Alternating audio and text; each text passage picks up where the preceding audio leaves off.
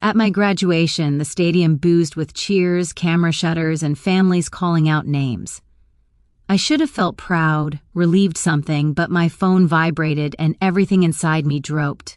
At graduation, Dad texted, "Don't expect help, you're on your own." The words cut sharper than they should have. After 6 years of nonstop research, late-night coding, and living off grit and caffeine, this was what I got. While the dean called out names, I sat frozen in my gown, pretending nothing was wrong. But that wasn't the message that changed everything. My name is Linda Hart, and for as long as I can remember, I've been the daughter who overthinks everything. At least that's what my dad likes to say. Growing up in a small California town, ambition wasn't something people admired. It was something they warned you about. Like a storm you shouldn't walk into. I was the kid who preferred books over pep rallies, coding problems over sleepovers, research papers over gossip. To my parents, that meant I was drifting toward a life with no real stability. They never understood what I did. When I tried explaining neural networks over Thanksgiving dinner, Dad laughed and told me to stop talking like a robot. Mom waved me off, saying I should focus on finding a job that made sense.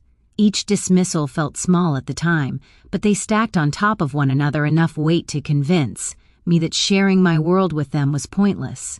Still, I worked hard. I paid my own way through most of college. I picked up assistantships, graded hundreds of assignments, taught intro labs, took on freelance programming gigs at night. I lived quietly, choosing discipline over comfort, grinding through a field that demanded everything. And even when I started building something bigger, something real, I kept it close private. Not because I wanted to hide it, but because I'd learned long ago they weren't listening. Graduation day was supposed to be different. I watched other families cheering, holding signs, crying. When their kids walked the stage, moms fixing tassels, dads yelling names with voices cracking from pride. I tried not to stare, tried not to feel that familiar pinch in my chest. Jessica nudged me gently. "You okay? You look somewhere else." I forced a smile, just tired, but the truth was, Dad's message had lodged itself right under my ribs. "You're on your own." The timing wasn't an accident. It never was with him. He believed life was a series of teachable moments, and apparently, even my PhD BR, graduation was just another opportunity to remind me I wasn't enough. I sat there surrounded by a sea of red gowns, pretending to blend in, pretending it didn't hurt, and pretending the life they thought I lived was the only one I had. The moment the ceremony shifted was so small, so ordinary it almost felt unreal. My phone buzzed again, quiet, barely noticeable beneath the roar of families cheering each graduate's name. I assumed it was Jessica sending me a meme to lighten the mood. Instead, I saw her name that didn't belong in a stadium full of folding chairs and graduation brochures. David, my CFO. My stomach tightened. He knew where I was. He wouldn't call unless something was breaking news. I glanced at the stage 2 rows before my turn and answered in the smallest whisper. "Hey, I'm literally in the middle of Chloe," he cut in breathless. "I'm so sorry, but I had to tell you the IPO went live 20 minutes ago. We priced high." And he exhaled, almost laughing. The IPO hit $6 billion DR. Billion. It didn't register at first. It was like hearing someone else's fortune. Then heat flushed up my neck. I could feel people turning, not because they knew what was happening, but because David's voice, excited and bright, carried farther than it should have. Behind me, someone whispered, "Did he say billion?" Jessica's head snapped toward me. "Chloe, what was that?" I didn't answer. Couldn't. My heart was pounding too loudly. David kept talking, unaware of the crowd that was slowly tilting toward me like a field of sunflowers. "We're trending on every financial site. Investors are pouring in. Chloe, we did it." The word hit harder than the numbers. For years, I'd hidden the company behind long nights, research meetings, silent work, and now, in the middle of the one place my parents believed I didn't belong, my secret life had burst into the open. I whispered, "David, people can hear you," but it was too late. His final line cut through the ceremony like a strike of lightning. "Everyone's calling you the youngest tech billionaire in the country." That was the moment everything around us shifted. Conversations stopped. A few parents actually stood up to look. I heard at least 3 phones start recording. The air felt electric, humming with disbelief. Then Jessica grabbed my arm. Everyone heard, she whispered. Everyone. And that was when I saw them.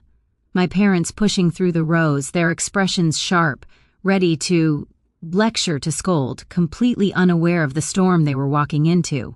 If Dad's text had cut me earlier, what was coming next would slice through everything he thought he understood about me. They were still 20 feet away, when my phone buzzed again, louder this time, as if the universe had decided subtlety was overrated. I didn't want to answer, not with half the stadium already staring at me, but the name flashing across the screen wasn't one I could ignore. Maria, our head of PR. I brought the phone to my ear, turning slightly so my parents wouldn't see the panic rising in my face. Maria, now really isn't Chloe. I know you're at graduation, but listen, Her voice clipped and urgent. Every major outlet is requesting interviews. Business Daily wants a sit-down tonight. We've already been contacted by morning shows. Your name is everywhere. My breath hitched. Maria, keep your voice down. But she didn't. They're calling your valuation unbelievable. $6 billion. And climbing. This is historic. A ripple of gasps moved through the rows around me. Jessica pressed a hand over her mouth. Chloe, they heard her too.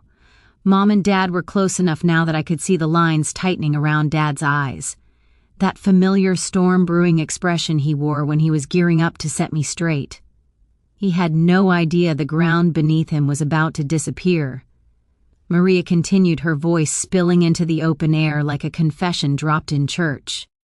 You're going to need to approve statements. Your inbox is exploding. Multiple universities want partnerships. This is huge, Chloe. I closed my eyes for a moment, not to block the noise, but to process how fast my 2 lives were colliding. The private world I'd built in silence, brick by careful brick, was no longer private. My parents, the last people I wanted hearing any of this out loud, were now stepping directly into the fallout.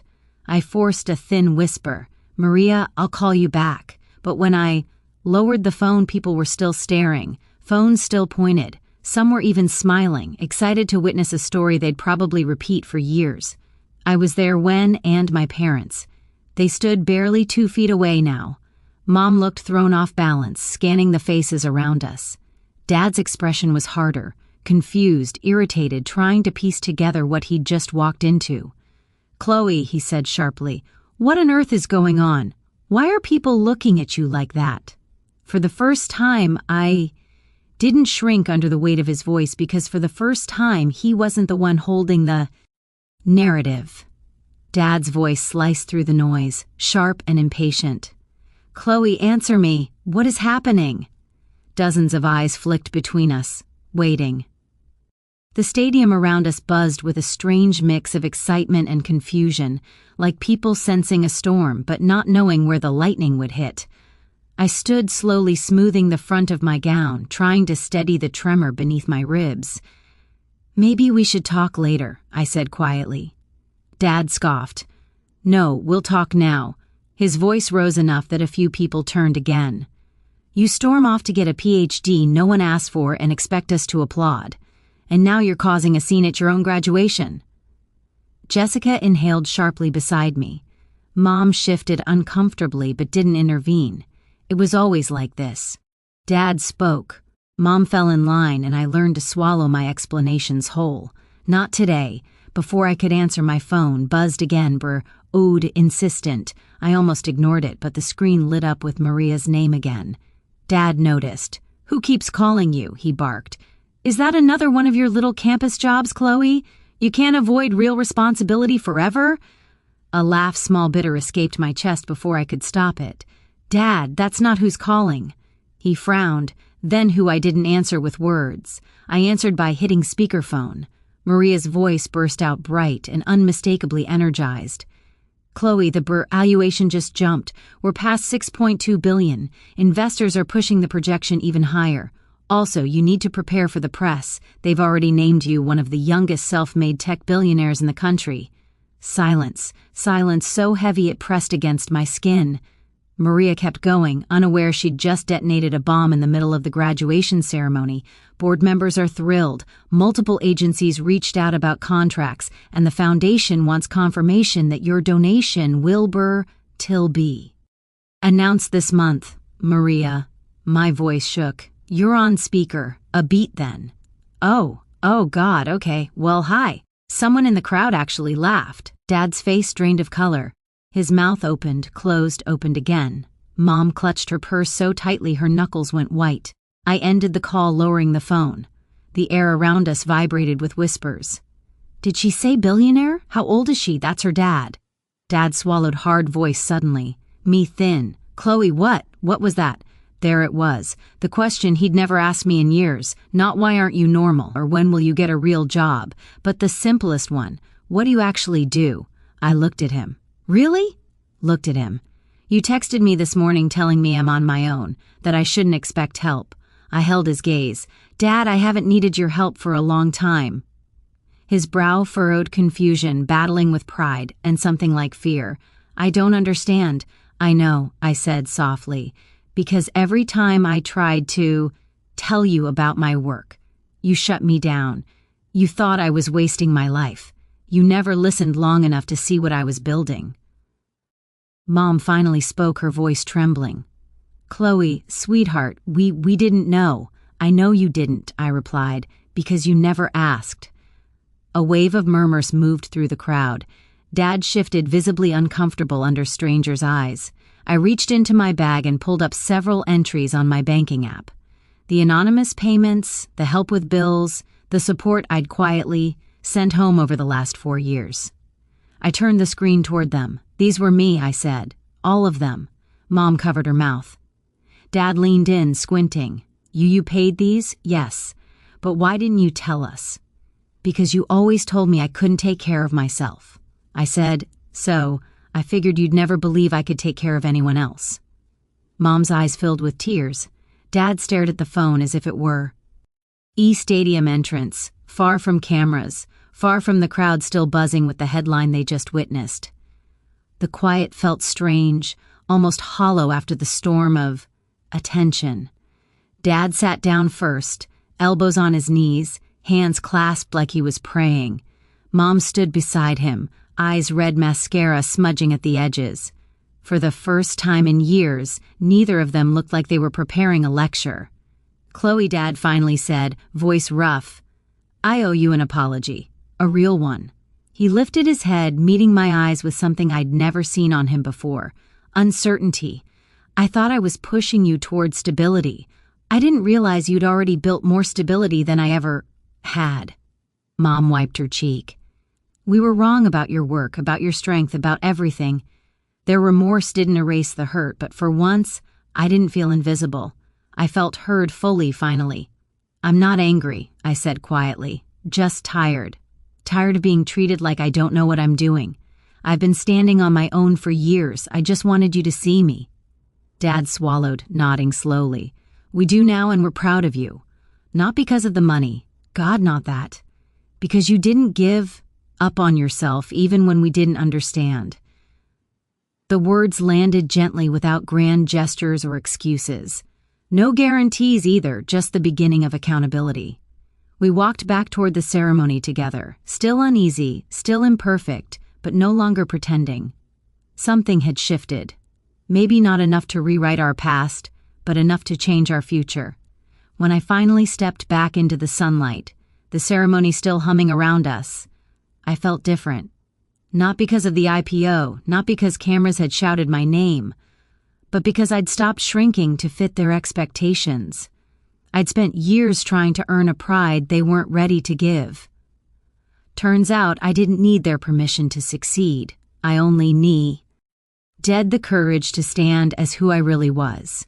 If you've ever been underestimated by your own family, because sometimes silence isn't weakness, it's justice wrapped in grace, silent revenge.